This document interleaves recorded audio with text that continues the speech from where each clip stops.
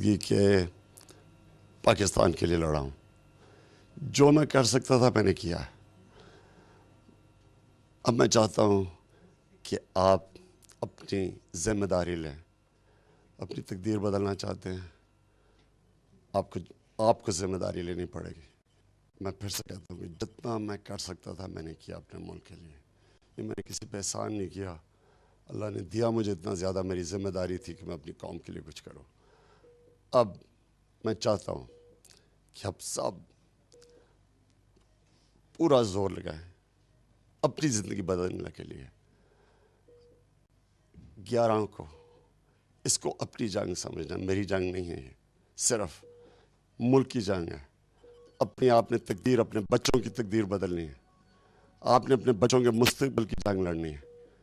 आपने फैसला करना है कि कैसे चलते रहना है, या आपने एक नया पाकिस्तान